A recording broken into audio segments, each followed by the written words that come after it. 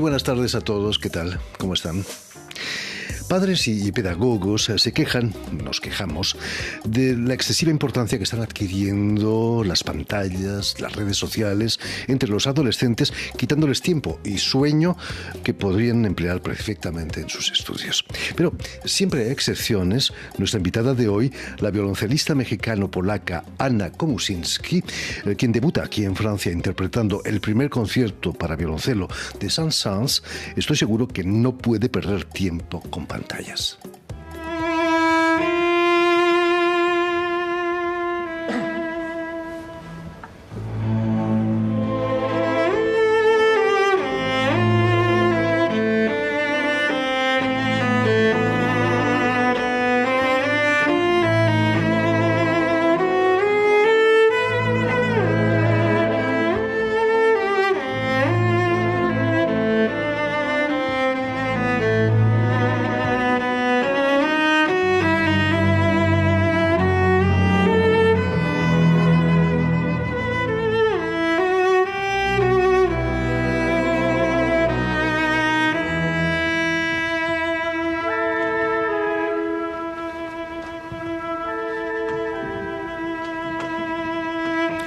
Muy buenas tardes, Ana. Bienvenida. Hola, muchas gracias. Bienvenida a Radio Francia Internacional. Imagino que no pierdes demasiado tiempo con las pantallas, ¿no? Como decíamos. Sí. Bueno, nunca he sido una gran fanática de las pantallas en general. Y he recibido mi primer teléfono bastante tarde. Mucho mejor, ¿no? Sí. Aunque he leído que el dibujo te permite salir de tu mundo musical para crear nuevos universos, ¿no? Sin duda, sí diría que esa es una de mis mayores distracciones, porque a veces, bueno, mi dibujo normalmente lo conecto mucho con mi imaginación, y mi imaginación muchas veces está muy conectada con la música, ya sea clásica, ya sea las piezas que estoy tocando, ya sea la música que escucho en mi tiempo libre, o a veces incluso música electrónica también. Y a veces estoy tocando y tengo imágenes en la cabeza en las que pienso, pudiera hacer algo muy bueno con esto, y me pongo a dibujar y me quedo pensando, y tenía que practicar también. No se puede hacer todo. ¿No has pensado hacer carrera como dibujante, como artista plástica? Sí lo he considerado varias veces. No sé, siento que por ahora no me lo he tomado muy serio, pero me gusta mucho hacerlo como un hobby. Por supuesto que sí. Como decíamos a menudo en este programa, de pequeña, como Obelix, has caído en la pócima del violoncelo. Tus padres son ambos violoncelistas. Ya en el vientre de tu madre seguro que escuchabas el arrullo de su violoncelo, ¿no? Claro. Bueno, ¿Tienes recuerdos intrauterinos? No, me imagino. Tengo muchos recuerdos desde que era muy pequeña.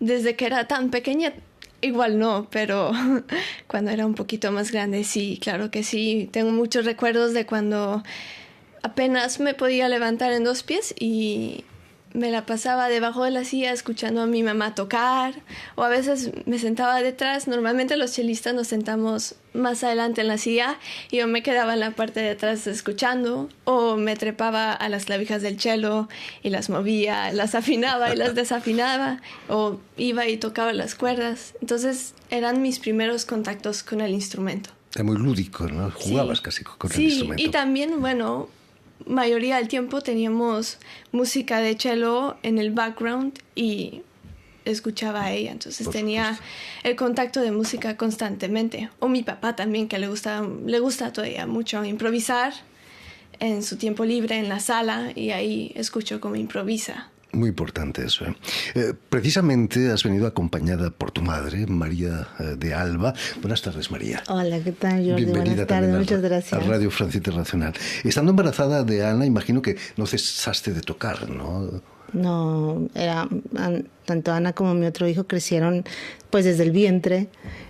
Trabajaba como músico de la orquesta cuando vivíamos en México, y era una permanente escucha de música de orquesta, percusiva, chelos, violas. O sea, desde siempre que estuvieron en el vientre han tenido el contacto con la música. Además, para una madre embarazada, el violoncelo está pegado. Y trabajé hasta el último día, ¿eh? No Increíble. me tomé las vacaciones. Además, el violoncelo creo que tiene una vibración muy especial, ¿no? Que se transmite. No, claro, porque tienes la caja encima del estómago. Imagínate todo lo que le transmitíamos a esos bebés. Pero Ana, es cierto que antes de decidirte por el violoncelo tocaste violín, viola, incluso el piano. Sí, bueno, estando en casa mientras mis papás son los dos violonchelistas, también querían abrirme el mundo de música en otros instrumentos. Entonces me sentí con las ganas de probar algo nuevo también y probé el violín y la viola un poquito, pero no me había convencido tanto con el cello y el piano. Y el piano sí, que me había gustado mucho y todavía me gusta tocar el piano. Hay muchas veces en las que busco piezas fáciles y me pongo a tocar por mi cuenta el piano. Pero sin duda no me lo he tomado tan serio como el cello. El cello me ganó. El piano siempre es importante, ¿no? Para la armonía, para ciertos acordes, ¿no? Sin duda, sí. Para todo. Es muy efectivo para todo. Hay gente que no le gusta el violín en absoluto, que son alérgicos casi al violín, ¿no? Bueno, diría que yo, por ejemplo, tengo oídos muy sensibles en general. Por ejemplo, cada vez si pasa la ambulancia en la calle, procuro taparme los oídos porque soy muy sensible. Entre ellos los sonidos agudos muy fuertes o agresivos. Sí. Soy muy sensible. No eres la única. Pero, ¿qué encontraste en el violoncelo para que te decidieras por él? Quizás la influencia paterno-materna. Diría que el instrumento fue lo que me convenció. El sonido que tiene, también el rango de la octava en la que está no es ni tan alto ni tan bajo. Tiene bajos profundos, llenos de sonido y también puedes llegar bastante alto con el instrumento. Por supuesto. Y también el sonido es, para mí, muy parecida a la voz. Y la voz humana, ¿eh? es como mi segunda voz. Por supuesto que sí. María, ¿cómo reaccionaste cuando Ana se decide por el violoncelo? Imagino que te hizo muy feliz, ¿no? O no, o te causó cierta inquietud. No. En general, digo, nunca lo planeamos. Nunca planeamos de que nuestros hijos se convirtieran en profesionales o que Ana me dijera, mamá, me voy a volver chelista profesional. Yo creo que fue muy lúdico todo porque además nosotros de ser músicos de orquesta somos profesores del método Suzuki, que es un método muy noble donde enseñamos a tocar el instrumento del cello a través del juego, a través de canciones repetitivas. Y así fue como creció Ana y Mateusz. Cuando llegó Ana, la edad tenía 7, 8 años, cuando nos dijo, mamá, yo me quiero convertir en una chelista profesional solista. En su momento dijimos, bueno, qué lindo, sí, qué bonito. Pero ya veíamos que a partir de entre los 7 y los 10, ella ya era, básicamente había llegado a un nivel todavía más alto que nuestros alumnos, que eran adolescentes en aquel momento. Y sabíamos que teníamos que movernos, como ha hecho muchas familias en este mundo. Y fue cuando decidimos mudarnos de México a Madrid. Por supuesto. Ana, ¿cuál es el secreto de esa precocidad en el violoncelo? Quizás el trabajo o también quizás el ambiente en el que te mueves. Es un poco difícil de decir. Yo creo que Por ejemplo, ¿cuántas horas trabajas al día, por ejemplo? Bueno, depende ahora mucho también de las actividades que tenga durante el día. Por ejemplo, hay días en los que tengo muchas actividades durante el día y es un poco difícil encontrar el tiempo. A veces tengo que quedarme hasta tarde en las noches practicando, pero intento hacer alrededor de unas 5 o 6 horas. También depende de las piezas con las que estoy trabajando. El problema es que a menudo se compara a los grandes solistas con los deportistas de élite, pero la música no es un deporte, ¿no? No se trata de tocar más rápido que otros. Depende en el sentido de que, por ejemplo, en mi punto de vista, cuando comparamos la música y un deporte, diría que más bien se aproxima más en el sentido de que tenemos que entrenar constantemente. Igual el aim que tenemos es diferente, también porque es un arte y metemos un poco más de sentimientos que... Por supuesto, es la expresión que cuenta. Exactamente, ¿no? Exactamente. Vienes a Europa para completar tu formación. Durante 7 años, ¿fue duro para ti dejar el México donde naciste para instalarte en la patria de tu padre, creo, ¿no? Primero en Madrid, pero luego en Polonia también. Fue una etapa muy interesante y muy impactante para mí, sin duda. Difícil no sé, yo creo que era pequeña y era muy inconsciente de muchas cosas, pero era definitivamente un cambio muy grande e impactante en el sentido de que había viajado al otro lado del mundo y empecé a ver el otro lado hermoso que tiene el mundo y empecé a explorarlo más que nada. Y mi mente se abrió completamente. Para mí, yo desde las primeras semanas que estuve en Europa, mi visión se abrió completamente. Empecé a ver el mundo en un modo muy diferente y cada día, obviamente, sigo creciendo y aprendiendo muchísimas cosas nuevas que trae la vida. Ana, vas a debutar como solista con solo 13 años, allí en Polonia, con la orquesta Lublin. ¿Qué recuerdos te quedan de ese concierto? Imagino, ¿estabas nerviosa o emocionada quizás? Estaba muy emocionada, sin duda. Bueno, como cada un concierto viene con sus energías y pues es un momento en el que uno sale y da todo de ellos, ¿no? Entonces, pues obviamente ha sido una experiencia en la que he estado muy emocionada. Quizás uno a esa edad está menos nervioso que cuando somos más adultos, que nos estresa todo. Sin duda, con el tiempo, bueno, también he crecido, he cambiado y me he vuelto más consciente de muchas cosas. Y obviamente podemos tender a estar más nerviosos o incluso al revés. Depende mucho del día, depende mucho de cómo uno se siente, depende de muchas cosas. Está claro. María, ¿cómo te sentiste en ese... No sé si asististe al concierto. Sí, claro, por supuesto. Para ti, ¿cómo se siente una madre cuando su hija sube al Everest con esa facilidad?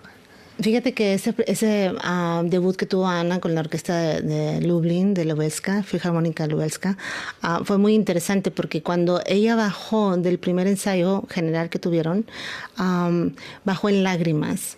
Ella tenía 13 años y me decía, mamá, es que lo que yo acabo de sentir, dice, no lo había sentido nunca.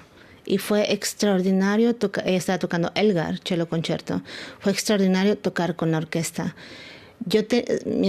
Su papá y yo sabíamos que ella era para el escenario, pero esa experiencia que tuvimos fue impactante, porque fue cuando nos cayó, ahora sí, el 100% de que realmente ella era no solamente un músico chelista, sino un artista en el escenario. No voy a olvidar esa vez en la que fuimos a comprar verduras y fruta y comida después del ensayo, que fue el primer ensayo. Me acuerdo entrar a la tienda con mi instrumento y estaba temblando de la emoción. Precisamente, la emoción es un motor que se alimenta con los otros músicos también y con el público, ¿no? Sobre todo hay un intercambio. Y también tocar con orquesta es muy diferente. Había tocado muchas veces antes de esa experiencia con pianistas, ¿no? Con pianistas, en dúos, en cuartetos, pero cuando uno está con la orquesta tocando solo, es muy diferente.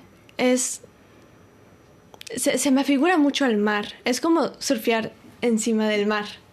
Y tienes el mar acompañándote contigo. Fantástico. Claudio Abbado decía que hay que tocar juntos, ¿no? Eso es una maravilla, claro, la música sí. de cámara. Además, imagino que tocas mucho música de cámara, ¿no? Sí, y debo admitir también me gusta mucho. Es diferente al mundo solístico porque es más teamwork, trabajas más en equipo con otros músicos, pero tiene una esencia, diría que es más íntimo.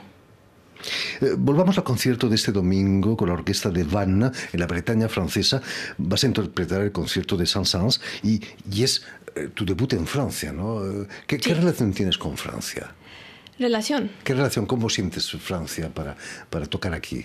Pues me siento muy emocionada, especialmente porque es mi primera vez viniendo a Francia y me parece un lugar en el que la música en general florece mucho y estoy muy emocionada de poder compartir mi música y estar en esta fauna de música que tienen aquí. Además, no es la primera vez que tocas el concierto de Saint-Saëns y estás tocando en la cuna de Saint-Saëns, ¿no? En Francia. Ya. ¿Es importante para ti ese concierto? Claro que sí. Cada un concierto es una oportunidad para poder hacer mejor y aprender nuevas cosas. Cada una experiencia es diferente, cada una orquesta es diferente y con cada una se pueden hacer muchas cosas. Y cada una vez es aprender más. Por supuesto, hablando de eso, ¿cuál es el repertorio que estás explorando, por ejemplo, para el futuro? Bueno, ahora mismo estoy aprendiendo el concierto de Dvorak, que es una pieza monumental, es una pieza increíble. Diría también una que tiene muchas emociones y también tiene una historia muy bonita por detrás y la estoy disfrutando mucho. Tchaikovsky, ¿no? Quizás las variaciones rococó. Ah, sí, de hecho sí, ya las he tocado y diría que es una pieza muy pispireta. También. Había un chico que las tocaba, se llamaba Rostropovich, creo, sí, con claro, otro sí. chico, Karajan, Herbert von Karajan. No eran malos esa gente. Otro chico también. En fin, si tienen la suerte de pasar este fin de semana en Bretaña, en la Bretaña francesa, no se pierdan el concierto de la Orquesta de Cámara de Vannes con la violoncelista Anna Komusinski como solista del concierto de Saint-Saëns. Muchísimas gracias, Ana, por haber estado con nosotros. Mucho éxito aquí en Francia. Muchísimas gracias también, María. A ti muchísimas gracias por la invitación. por tu oficio de madre. Gracias. Permíteme también que dé las gracias a Julián Leng y a Adrián Turó, quienes se han ocupado hoy de la realización del programa, y también saludar a nuestros telespectadores, porque también los tenemos, que nos siguen en toda América, desde Chicago hasta la Patagonia, pasando por México, por la Ciudad de México, gracias a una cadena que se llama UCL, un canal latino, y una red también que se llama TAL, que reúne televisoras públicas y universitarias de toda América.